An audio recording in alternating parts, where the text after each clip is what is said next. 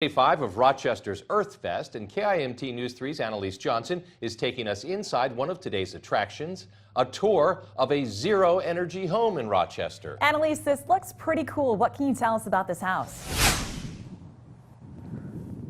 Katie, George, the HERS index is an industry standard that measures a home's energy efficiency. The lower the number, the more energy efficient the house is. And this house here behind me in Rochester has a score of -3. Times of day during different seasons. Husband and wife duo Matthew Vetting and Tracy Vetting Wolf moved into their newly built energy-efficient home in October. Before their move back to the Midwest in 2016, they lived in a 1923 house in New York. It was very leaky, and we were spending between $4,000 and $6,000 a year on oil. And that was a conversation we were having every year about, like, does it have to be this way? Finding a different way is what led the Vettings to build this home and open their doors to the public today for tours. Buildings right now are built to code, which basically means you can't do worse than that. But people don't know that you can do better than that. Everything about the design of the house is extremely intentional, such as the direction the windows are facing to get the best use of the natural sunlight. South-facing windows to capture the sun.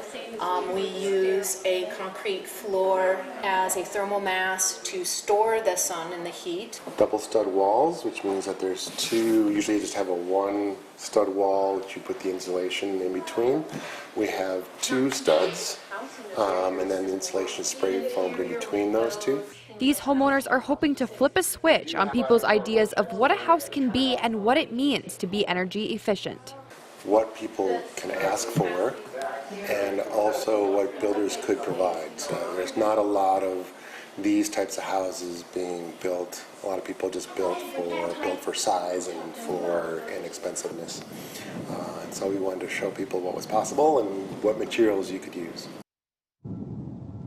House tours ended just a little bit ago at 6 o'clock, but when I was here earlier this afternoon and just when I got back here again before tours were over, the driveway was packed. A lot of people were interested in checking out this house and learning more. There are still 2 more full days of Earthfest activities, tomorrow and Sunday. Live in Rochester, Annalise Johnson, KIMT News 3. Thanks, Annalise. Really cool story. If you'd like to learn more about the specifics of this home's construction and design, the homeowners have a blog, and we have a link to it on our website at KIMT.com, and find the story there under local news.